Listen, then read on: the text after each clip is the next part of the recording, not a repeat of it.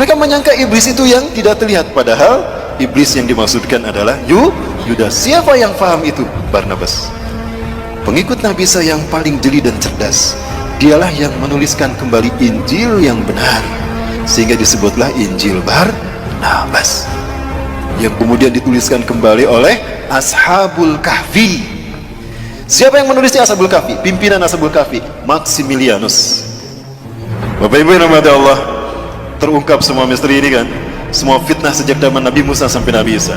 Nanti kita bedah di masa fitnah di zaman kita.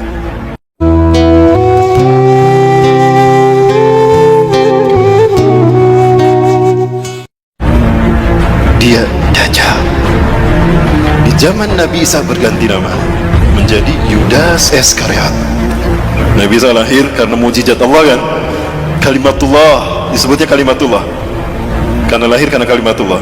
Beliau adalah proses kelahirannya sesuatu yang ajaib. Ini kudratullah dan keajaib, keagungan Allah. Lahir tanpa seorang ayah. Nabi Isa sejak kecil itu dipelihara oleh Nabi Zakaria, karena Nabi Zakaria ini adalah kakeknya. Nabi Zakaria adalah pamannya Siti Maryam. Maka Nabi Isa ini adalah cucu Nabi Zakaria. Dan Nabi Zakaria saat itu melahirkan anak yang bernama Nabi Yahya. Itu hampir satu usia, satu angkatan dengan Nabi Isa. Kedua-duanya dibawa ke Baitul Maqdis, bumi Isra Mi'raj Rasulullah, di Al-Aqsa. Mendengar ceramah pendeta Sanhedrin. Pendeta Sanhedrin inilah pendeta yang memalsukan Taurat menjadi Talmud. Apa yang mereka lakukan? Yuharifunal kalima amma wadih. Dia menghapuskan satu ayat dari tempatnya. Summa yaktubunal kitaba bi aidihim, lalu dia menulis ayat dengan tangannya sendiri. Summa yaquluna hadza min indillah, kemudian dia mengatakan ini datang dari Allah. Wa ma huwa min indillah, padahal itu bukan dari Allah. Maka setiap kali mereka ceramah tentang inilah Bapak Ibu Taurat yang Allah turunkan pada kita, itu di Masjidil Aqsa, itu di Baitul Maqdis. Nabi Isa saat itu usianya baru 9 tahun. Nah, Nabi Isa dibawa sama Nabi Zakaria ke Baitul Maqdis, mendengarkan ceramahnya pendeta Sanhedrin tentang Taurat. Ketahuan sama Nabi Isa yang seusia ini, loh kok Taurat kayak gitu? Itu bukan Taurat. Langsung Nabi Isa seusia dedek ini naik ke atas bangku, langsung tolak pinggang. Wailun lakum in tawan hadil mushkilah, celaka kalian, berhenti dari kebusukan kalian. Innakum tuharifuna al-kalima amma wadih, kalian telah merubah satu ayat dari tempatnya. Itu ayat kalian sendiri yang ngarang. Taurat demi Allah bukan demikian. Aku Isa bin Maryam, Nabi dan Rasul Allah. Allah mewahyukan kepadaku bukan hanya Injil tapi juga Taurat. Taurat yang kalian maksudkan harusnya begini, bla bla bla bla bla. Setiap kali ceramah pendeta Sanhedrin itu dibantah sama Nabi Isa. Setiap kali pendeta Sanhedrin ceramah, Nabi Isa membantahnya karena mereka membohongkan Taurat. Maka apa yang terjadi? Wah, itu para pendeta Sanhedrin kumpul tuh. Ini anak iki bocah, kalau dibiarin tekor kita, ketahuan baunya kita kan. Jadi gimana? Bunuh dia. Kita ini pesuruh Tuhan, gak mungkin kita membunuh orang manusia, apalagi dia Nabi dan Rasul. Gampang, bukan kita yang membunuhnya. Kan kita sudah terbiasa mengarang cerita. Bikin aja cerita. Cerita apa? Cerita Tuhan bingung. Pernah dengar doktrin Tuhan bingung? Dari sinilah lahirnya keyakinan agama Kristen hari ini.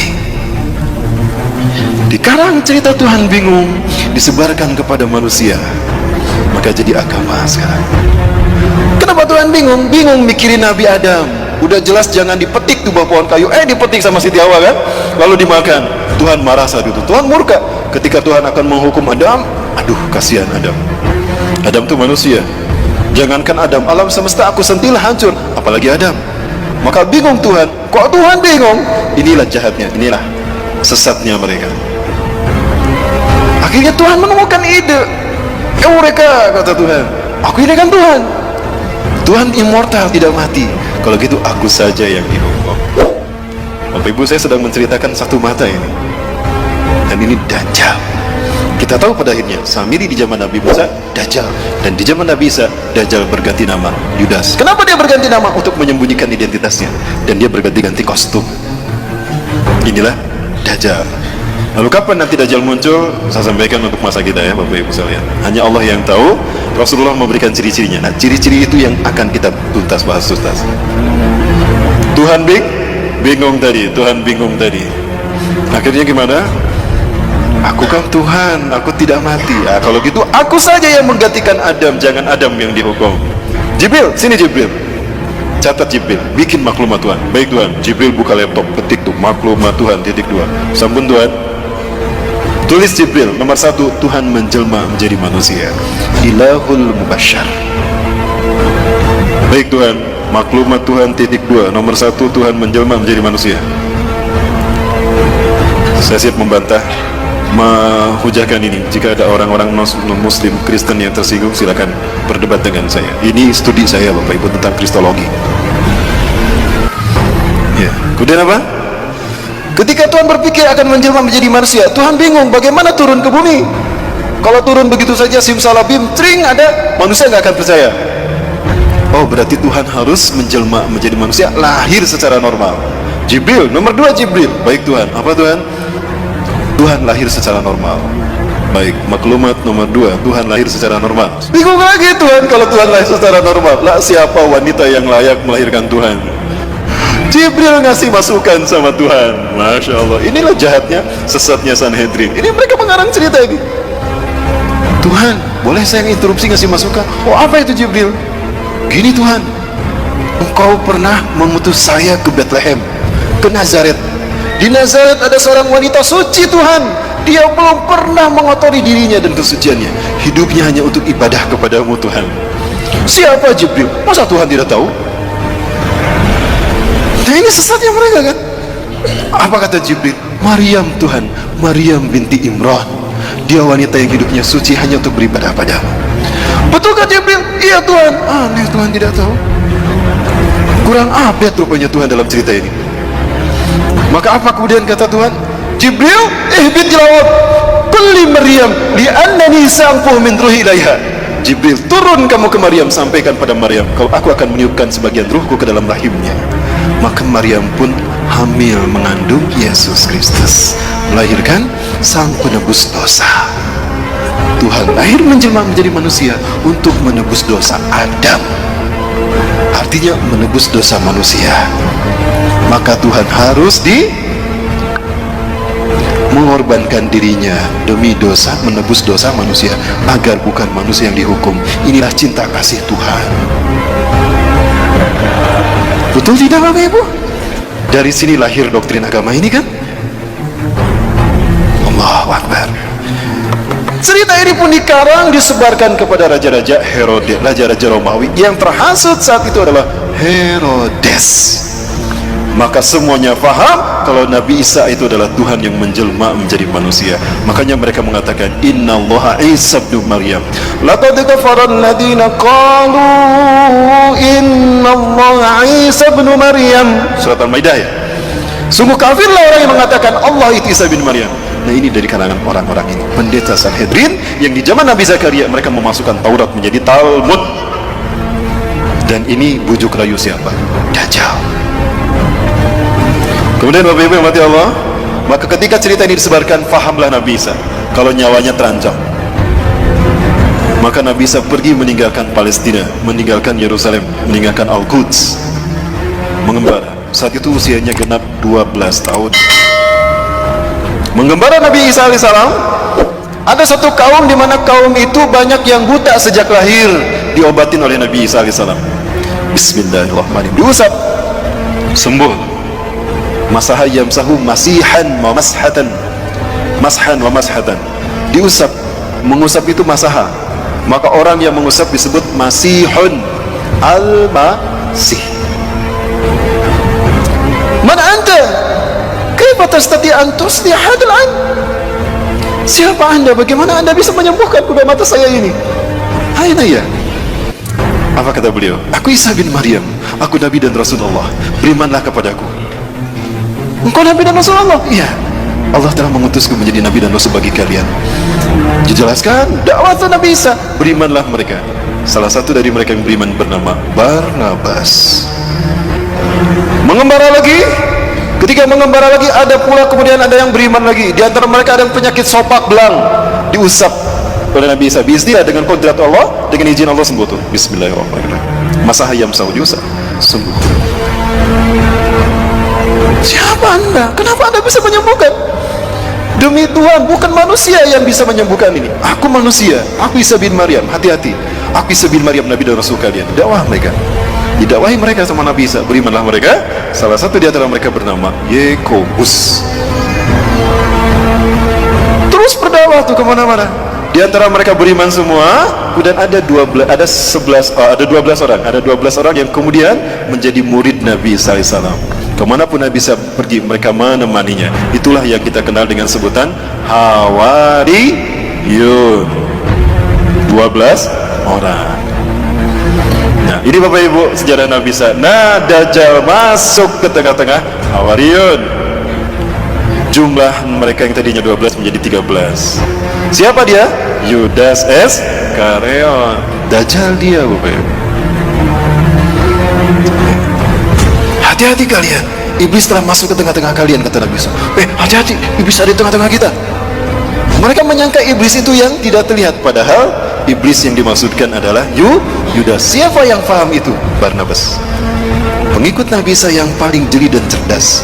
Dialah yang menuliskan kembali Injil yang benar, sehingga disebutlah Injil Barnabas, yang kemudian dituliskan kembali oleh Ashabul Kahfi. Siapa yang menulisnya? Ashabul Kahfi. Pimpinan Ashabul Kahfi Maximilianus.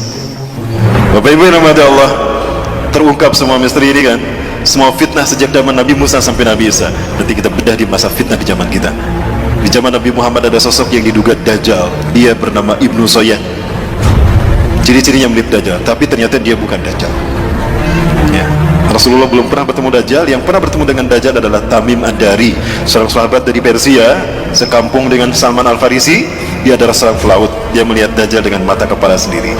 Ini satu dalil kuat bagi kita bahwa Dajjal itu manusia, bukan Fomeo. Setelah sampai kepada momen terkait dengan Yudas Iskariot ini, pengkhianatannya, Allah berfirman pada Nabi Isa, Isa bin Maryam, aku akan menyampaikan engkau kepada saat dimana engkau akan aku angkat. Ya, Bapak Ibu silakan buka Quran surat Al-Imran ayat 55. Nabi Isa merasakan akan ada pengkhianatan dari Yudas Iskariot dan kaumnya. Para pendeta Sanhedrin berhasil menipu Raja Romawi yang bernama Herodes, atau orang menyebutnya Herodus yang agung, the Great Herodus. Maka saat itu Herodus dan pasukan Romawi datang mencari-cari Nabi Isa untuk menangkap Nabi Isa dan menyalib Nabi Isa alaihissalam. Allah wahyukan itu pada Nabi Isa. Maka Nabi Isa memahami itu, kemudian Nabi Isa berfirman. Ada dalam Quran surat As-Saff. A'udzubillahi minasyaitonirrajim. Iz qala Isa ibn Maryam lil hawariyyin man ansari ila Allah. Ya, surat As-Saff. Ingatlah ketika bersabda Isa bin Maryam ke Hawariyyin, siapakah yang akan menolong aku untuk menegakkan agama Allah? Qala al-hawariyuna nahnu ansarullah. Itu saat terakhir perpisahan dengan Nabi Isa. Kemudian Nabi Isa mengatakan, kelak di antara kalian ada orang yang berkhianat kepadaku dan dia menggantikan tempat kedudukanku. Ya. Kemudian apa yang terjadi Bapak Ibu?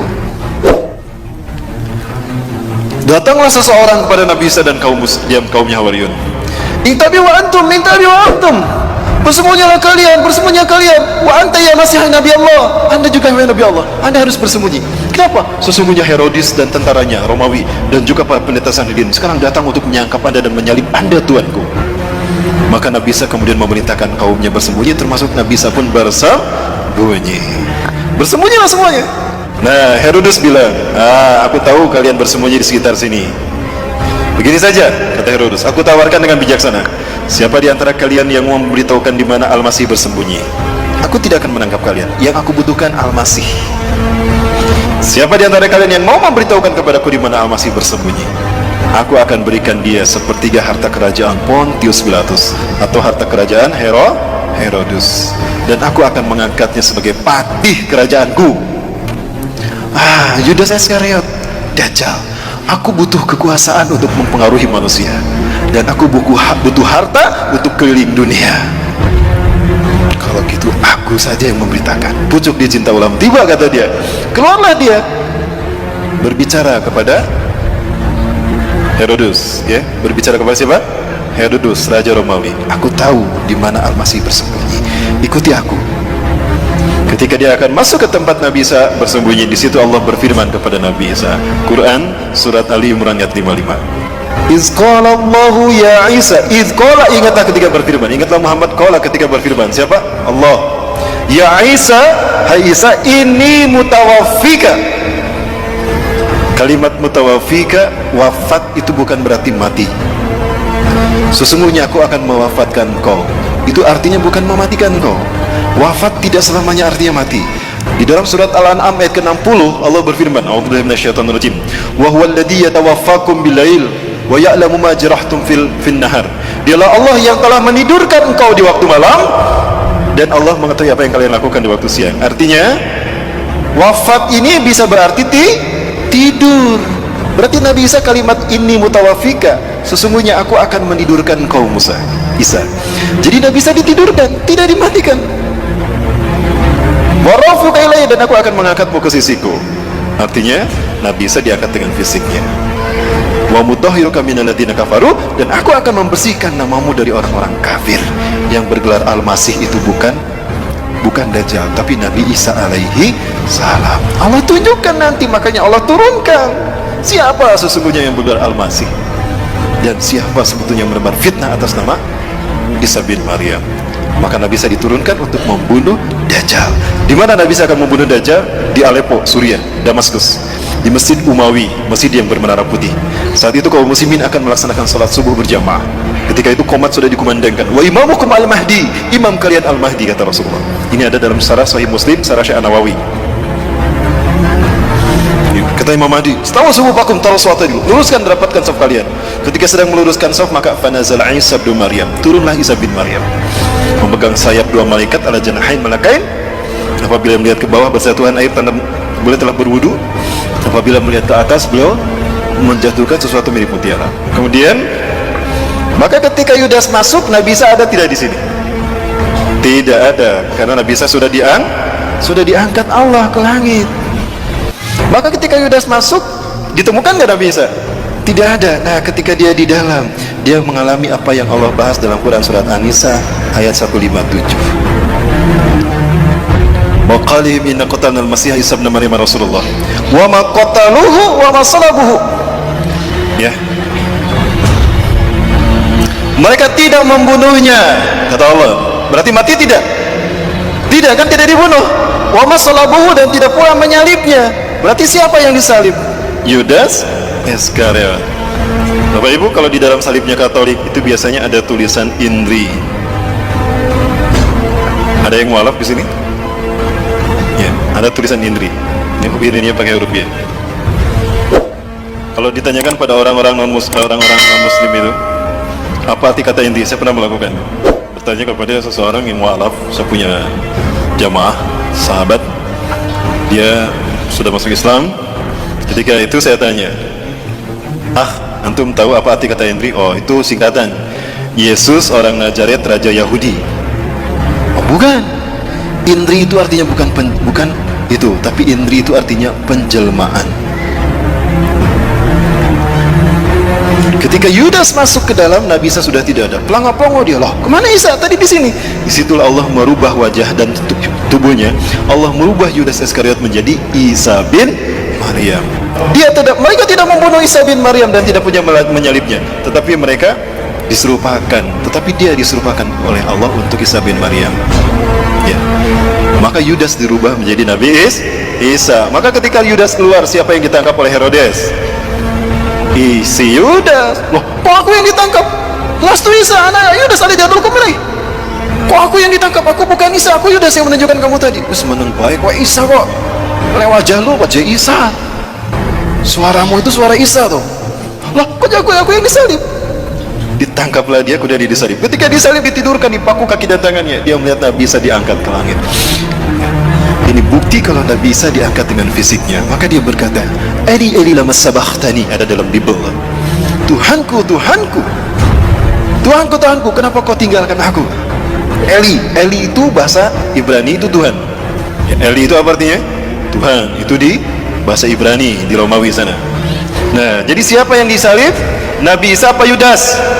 Yudas Iskariot. Nah, Paham Barnabas apa yang dikatakan oleh Nabi Isa, kelak di antara kalian ada orang yang berkhianat kepadaku, dia menggantikan tempat kedudukanku. Ya, di mana? Dia berkhianat karena memberitahukan di mana Nabi Isa bersembunyi kan, dan menggantikan Nabi Isa di tiang salib. Barnabas yakin dia Dajjal. Dia ingin membuktikan kalau dia Dajjal atau bukan. Diam-diam setelah 3 hari 3 malam, malam hari tanpa ada yang tahu, Barnabas menggali kuburannya Yudas. Sebelum digali, Allah kembalikan wajahnya menjadi wajah Yudas, kembali dari wajah Nabi Isa. Pergantian wajah ini mengakibatkan adanya pancaran cahaya yang nempel di kain kafan. Maka lihat wajah-wajah Yesus seluruh dunia, sama kan? Itu dari sumbernya dari kain kafan. Wajah Nabi Isa dikembalikan kepada wajah Yudas, itu menembakkan ke kain kafan, ya. Maka darahnya itu nempel di kain kafan. Ya, the sword from Turin, sampai sekarang masih ada kain kafannya, saya pernah melihat itu. Sekarang ada di Italia, ya, di Turin, Italia. Itulah kenapa wajah Yesus seluruh dunia sama. Ya, ketika digali, apa yang terjadi? Masih hidup. Sebelum dikubur, saya ingin menyampaikan sesuatu terkait dengan Dajjal. Kalau Yudas ini adalah Dajjal. Kenapa saya meyakini kalau Yudas Iskariot adalah Dajjal? Hadis Rasulullah SAW. Tidaklah Allah mengutus seorang nabi pun sejak Allah menciptakan langit dan bumi, menciptakan Adam sampai hari kiamat, melainkan ada satu fitnah yang terburuk, fitnah Dajjal. Sebagaimana para nabi mengingatkan kaumnya tentang Dajjal, dan sebagaimana Nuh mengingatkan kaumnya tentang Dajjal, hati-hati dengan fitnah Dajjal. Hari ini akan aku katakan kepada kalian, sa'aqulu lakum ma lam yaqulhu min qabl. Aku akan mengatakan kepada kalian sesuatu yang para nabi dan rasul belum mengatakannya. Apa itu? Innahu a'war wallahu laysa bi'awar. Sesungguhnya dia a'war. Banyak yang menerjemahkan buta. Menurut saya a'war bukan sekedar buta. Ada orang yang matanya normal tapi tidak melihat, disebutnya apa? Buta kan? Tapi matanya normal. Kalau ini bukan a'war, itu bukan buta. Lihat hadis yang lainnya. Ka'anna ainuhu ainabah. Seolah-olah matanya itu seperti anggur yang menonjol, hitam semua. Artinya pecak. Jadi bukan buta tapi pecak. Pertanyaannya, kenapa cuma Rasulullah yang memberitahukan kalau dia itu pecak sebelah mata kanannya? Karena peristiwanya terjadi setelah Nabi Isa diangkat. Apa itu? Setelah si Yudas Iskariot disalib, dia diarak ke bukit Golgota. Nah, diarak dia ke bukit Golgota, bukit tengkorak. Ketika diarak, Herodes memegang pedang di tangan kanannya, Old Testament perjanjian lama di tangan kirinya. Itu pedang ditusuk-tusukkan ke tubuh Yudas Iskariot. Ketika pedang tadi menusuk tubuhnya, bercucuran darah, Bapak Ibu. Ketika darah bercucuran, para pendeta Sanhedrin dan tentara Romawi berebut darah tersebut, diminum. Itu rukun ke-5 agama Kristen, Ekaristi Holy Water, rukun meminum air suci. Kenapa mereka meminum darah itu? Karena mereka meyakini kalau ada bagian tubuh Yesus bercampur dalam tubuh mereka, mereka tidak akan pernah masuk neraka. Mereka akan masuk surga jika ada tubuh Yesus bersatu dengan mereka. Maka darah mereka diminum. Itu menjadi rukun ke-5 agama Kristen, Ekaristi Holy Water. Kalau Bapak Ibu masuk ke dalam gereja, ada patung Bunda Maria atau patung Yesus, di depannya ada seloki, ada air warna merah darah. Banyak pedang yang menusuk tubuhnya, dagingnya terkelupas, darah dagingnya diambil dimakan. Rukun ke-3 agama Kristen, Ekaristi Gusti Kudus. Selesai kebaktian, mereka berbaris untuk keluar, pendeta pegang, pastor pegang nampan di depannya kan, bagi-bagi kue kecil. Nah, salah satu tusukan pedang itu menusuk mata kanan Yudas Iskariot. Inilah yang Rasulullah katakan, hari ini aku akan beritakan pada kalian sesuatu tentang Dajjal yang para nabi belum memberitahukannya. Dia itu pecak sebelah mata kanannya, dan Allah tidak pecak. Kenapa cuma Rasul yang memberitahukan? Karena hilangnya mata kanan Dajjal, rusaknya mata kanan Dajjal terjadi setelah Nabi Isa diangkat. Jadi siapa yang memberitahukan kepada umat manusia? Berikutnya, Nabi Muhammad SAW. Jadi siapa yang disalib? Yudas atau alias Dajjal. Orang Kristen pun yakin dia akan turun. Bapak Ibu, di HP saya ada tayangan dalam bahasa Inggris. Ternyata mereka sudah yakin betul bahwa Tuhan yang mereka sembah itu salah, bahwa Tuhan yang mereka sembah itu ternyata adalah dalam menurut umat Islam. Dan mereka yakin sebentar lagi Isa yang sesungguhnya, the truth Al-Masih will come to kill this Antichrist. Itu kata mereka. Saya tunjukkan ini adalah masjid yang menjadi tempat pertemuan Nabi Isa alaihissalam dengan Dajjal. Rasulullah SAW menyebutkan saat itu kaum muslimin akan melaksanakan salat subuh. Wa imamukum al-mahdi, dan imam kalian adalah al-mahdi. Ketika qomat tadi kan Nabi Isa turun ya. Nah, Nabi Isa turun. Di mana turunnya? Di masjid Indal Manaratil Bayda, di masjid bermenara putih Syarqiyah Damaskus, di Damaskus Timur. Ketika Nabi Isa turun, kata Imam Mahdi, "Ta'ali Nabi Allah, salli lana." Mari Kanjeng Nabi, imami kami salat. Imam Mahdi mundur. Ternyata Nabi Isa tidak mau jadi imam salat. Didorong tuh Imam Mahdi oleh Nabi Isa. La taqaddam, hadhihi uqimat laks. Ya. Tuqimatu lana hadhihi al-ummah, inna ba'dakum li ba'din umara. Tidak, komat ini untuk Anda. Maju ke depan. Andalah imam mereka. Karena sebagian dari kalian ada pemimpin, sebagian lain. Inilah kemudian Allah berikan pada umat ini. Allahu Akbar. Nabi Isa salat di belakang Imam Mahdi. Apakah Imam Mahdi lebih mulia dari Nabi Isa? Tidak. Pelajari Quran surat Ali Imran 81-82. Itu jawaban kenapa Nabi Isa tidak mau menjadi imam salat. Selesai melaksanakan salat berjamaah subuh, imamnya Imam Mahdi, apa kata Nabi Isa? Iftahil bab, buka pintu masjid itu. Ketika dibuka pintu masjid ini, ternyata tampaklah Dajjal dengan 70.000 Yahudi Isfahan, dari lembah Isfahan, Iran. Inilah kenapa Iran menjadi Syiah, karena Syiah ciptaan Dajjal. Begitu dibukakan, kaget Dajjal ketika ada Nabi Isa di dalam. Aduh, malaikat maut sudah datang. Merinding dia, kata Rasulullah. Mencair dia seperti garam yang terkena air. Rasulullah menyebutkan, harumnya tubuh Nabi Isa tercium sampai sejauh mata memandang. Dan jika orang wa in yahusumul kafir matu baktatan, jika orang kafir mencium bau harumnya Nabi Isa, tubuhnya maka mati seketika. Itu barisan depannya mati semua, plak, mati. Sisanya mereka lari tunggang langgang. Dajjal sendiri itu merinding dia. Lari dari Aleppo, lari ke Israel, Bapak Ibu. Cepat dia larinya. Begitu lari ke barat, ada Nabi Isa. Aduh, ada Nabi Isa. Lari ke timur, ada Nabi Isa. Lari ke utara, ada Nabi Isa. Dia bingung melarikan diri kemana. Saking takutnya dia, mencair tubuhnya. Artinya deras mengalir keringatnya. Maka di pintu Ludlah Nabi Isa menemukan Yudas Iskariot alias Dajjal. Di pintu Lut, kata Rasulullah dalam hadis riwayat Imam At-Tirmidzi, Dajjal terdampar, tidak bisa melarikan diri. Dibunuhlah oleh Nabi Isa alaihissalam. Ya, kemudian di pintu Lut lah dia terdampar. Di mana pintu Lut itu? Pintu Lut adalah tempat di mana Dajjal dibunuh Nabi Isa. Ini kata Rasulullah di dalam hadis riwayat Imam Al-Hakim dalam kitab Al-Mustadraknya. Isa bin Maryam akan membunuh Dajjal di gerbang Lut. Yaqtulu Isa bin Maryam ad-Dajjal bi Babiludin. Ya, hadis riwayat Imam At-Tirmidzi dalam kitab Mustadrak juz ke-4 halaman 105. Seperti apa pintu Lut di mana Nabi Isa membunuh Dajjal? Ini dia. Inilah pintu Lutnya. Subhanallah. Di Lut itu sekarang 13 mil timur Tel Aviv. Bapak Ibu kalau umroh plus Aqsa, saya biasa membawa jamaah ke Tel Aviv. Tapi kita tidak bisa masuk ke dalam karena ada pangkalan militer Angkatan Udara Israel.